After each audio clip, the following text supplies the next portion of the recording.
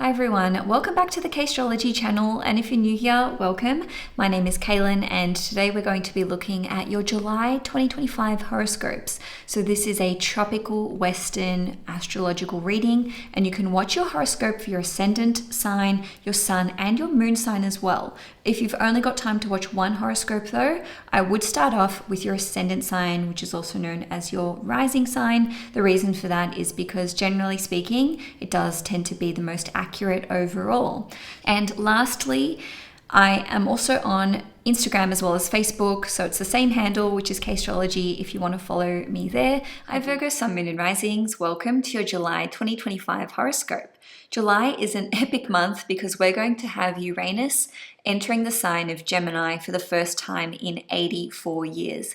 So this is kickstarting off a new 8-year cycle, and Uranus transiting your 10th house can just lead to such a profound number of changes in terms of your public reputation, career, relationship status, etc., etc. Now, I'm actually going to be putting out a Uranus in Gemini video with predictions for all 12 zodiac signs. So that'll be coming out in the next few days. If you haven't subscribed already, I encourage you to do so, and that way you can be notified of when that video goes live.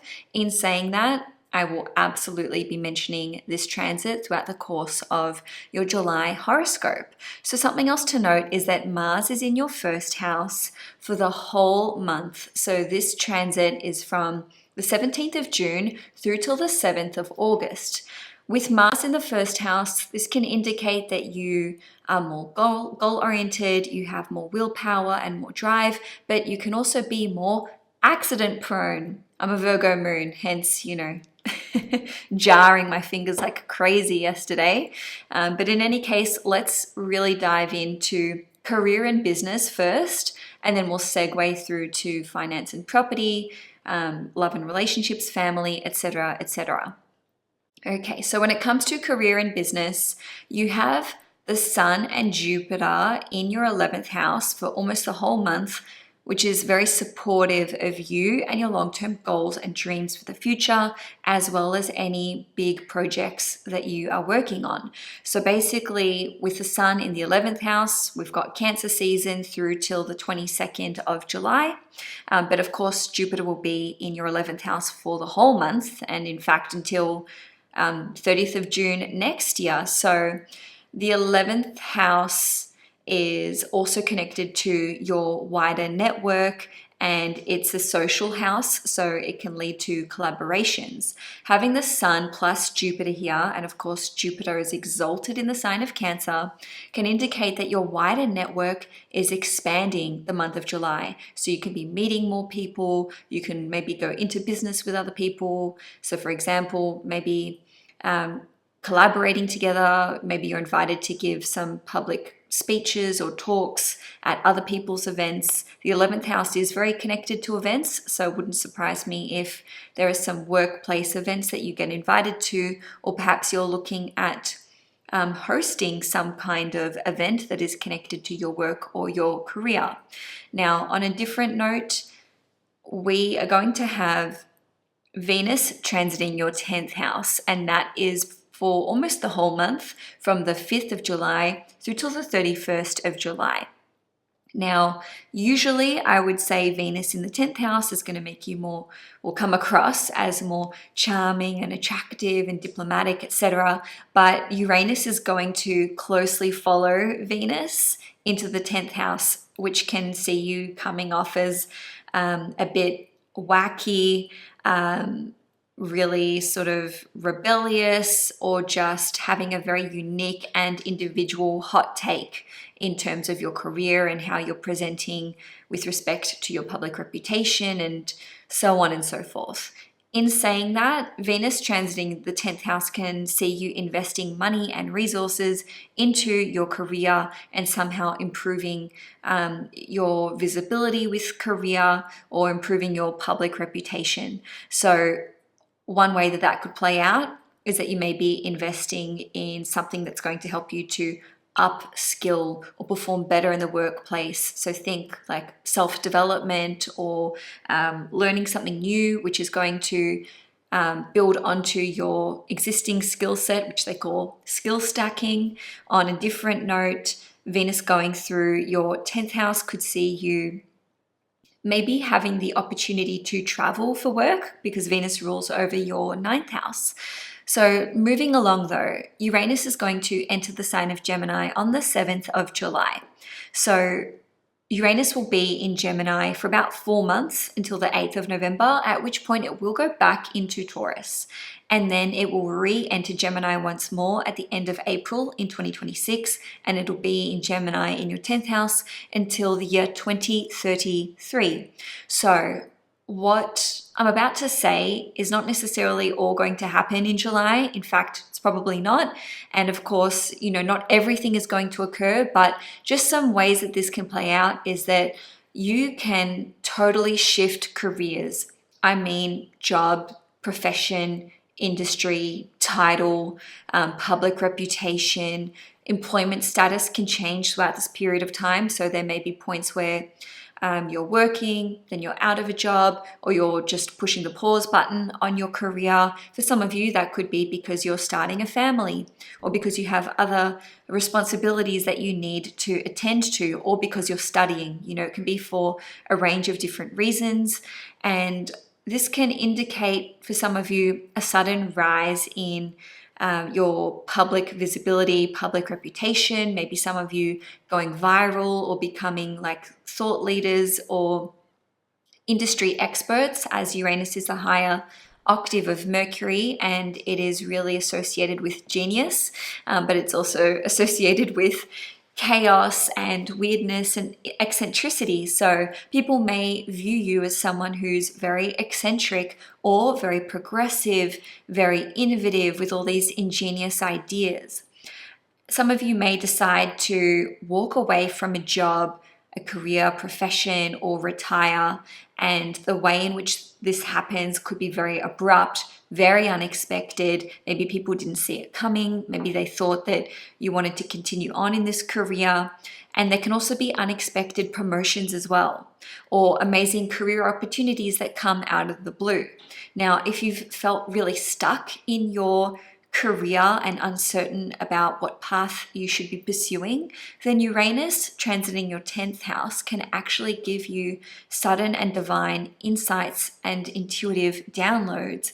But with that comes certain pushback, because usually when we are hit with some kind of inspiration or intuitive download or insight, it can really go against the grain, or other people can just challenge what you are wanting to do and be like, are you sure you're in a stable career? Or, that would be career suicide or something like this. But, you'll just be very inspired to follow the beat of your own drum, essentially.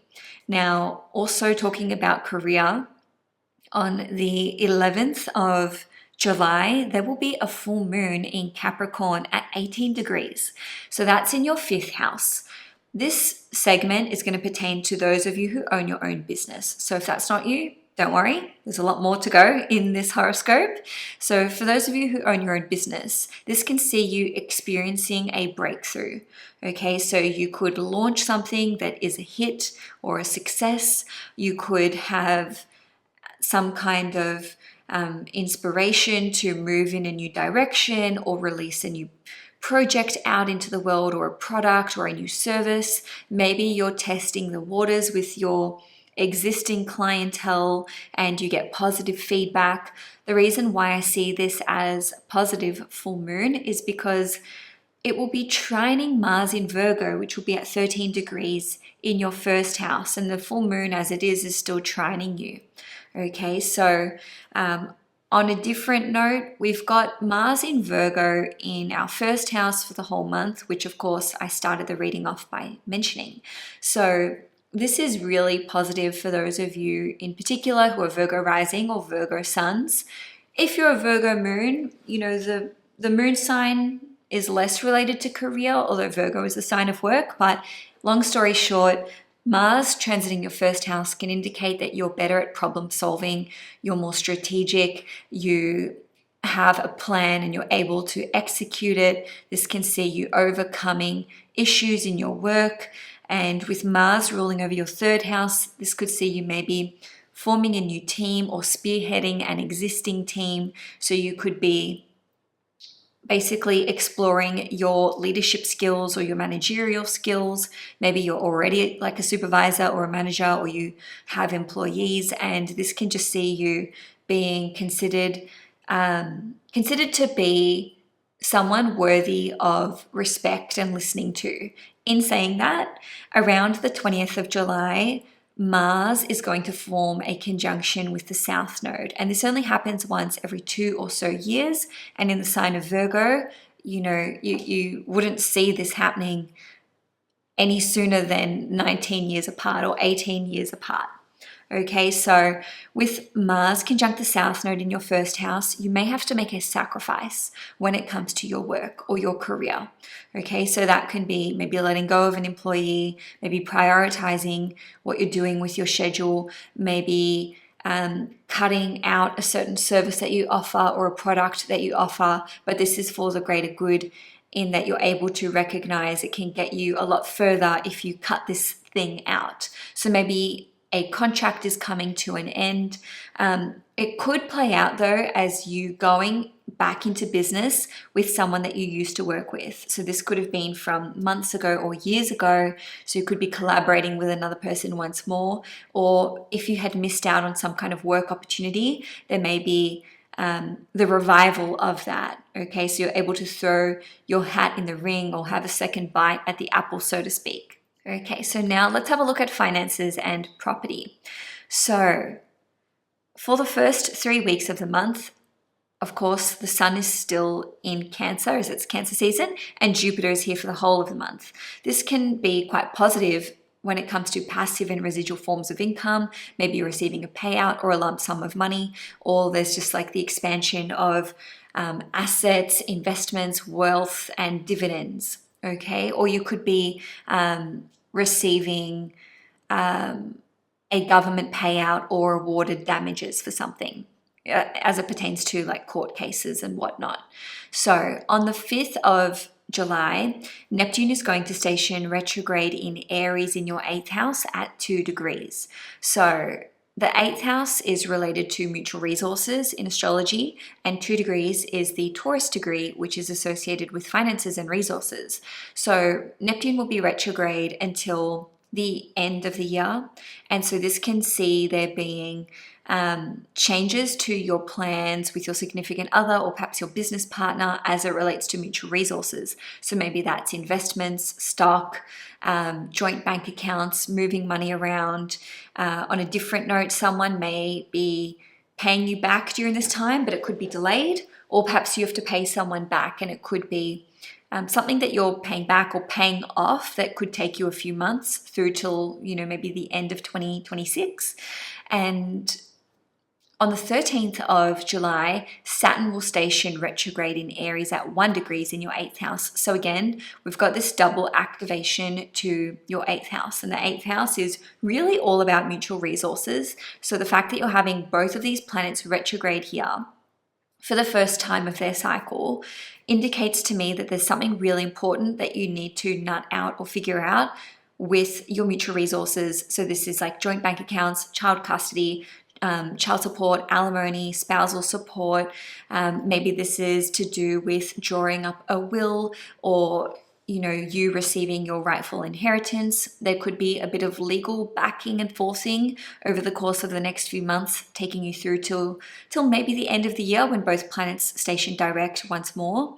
And ultimately, there could just be some unexpected roadblocks when it comes to your mutual resources, or more hoops that you have to jump through if you are wanting to take out a loan or trying to be approved for a mortgage. And it could take you a few months for you to actually be approved for this loan, or for you to reach an important financial goal, especially if it's a goal that you share with another person. So with property, having Uranus transit the 10th house can absolutely affect you. Okay, so even though it's not in your 4th house, which is where we traditionally see property, the 10th house is exactly opposite the 4th house. So transits to the 10th house can impact what's happening in our home life. So Uranus as a planet is very unpredictable. It rules over sudden turns of events, shocking information, and whatnot. So Uranus transiting your 10th house could result in an abrupt change in your living situation or like your property situation. So for example, you may have to move out all of a sudden, or you may decide out of nowhere that you want to put your property on the market, or your tenants may be vacating. Okay, so maybe you have to get new tenants in. Just remember that Venus is here too, in the 10th house. So whatever kind of havoc Uranus would ordinarily be able to wreak on its own, Venus here is like softening or cushioning that blow. Or it could be that you are wanting to initiate this. Like this is change at your behest, and other people are just reacting to all of these changes that you're proposing or that you're making in your life. So the people who are most likely to be affected by Uranus entering Gemini are those in the early degrees, like myself. Okay, so from about 0 to 4 degrees. And I say this because Uranus is only going to get up to 1 degree Gemini before it retrogrades back. Okay, so 0 to 4 degrees, Virgo rising suns and moons, especially risings and moons, are most likely to be affected here on the property front. And then I want to say also 18 to 22 degrees because Mars is going to conjunct the South Node. So that can see you leaving your existing residence or putting it on the market, or maybe having to surrender something or make a sacrifice here. Now, on the 18th of July, Mercury, which is your chart ruler, is going to station retrograde in Leo in your 12th house, and it will be retrograde from the 18th of July through till the 11th of August. So that will be from 15 degrees back to 4 degrees. So Mercury rules over you as a Virgo, as well as your 10th house. And with it being in the 12th house, this could see you just rethinking your path in life in general. And that could lead you to make a series of changes about where you're wanting to live or what you're wanting to pursue in terms of where you put roots down and whatnot. Now, when it comes to your family life, Uranus entering your 10th house, which activates your 4th house by opposition, could see you just maybe being more vocal about problems that you have with family or in your home life dynamics, or maybe you're just revealing more of yourself in a professional setting and allowing people in your workplace to get to know you. On a different note, as it relates to family, you may come across some shocking information about your family, things that you didn't know, or things about your family could somehow become public knowledge, or they could be spoken about. I don't want to freak anyone out, just be aware that I'm a 1 degree Virgo moon, so this applies to me as much as anyone.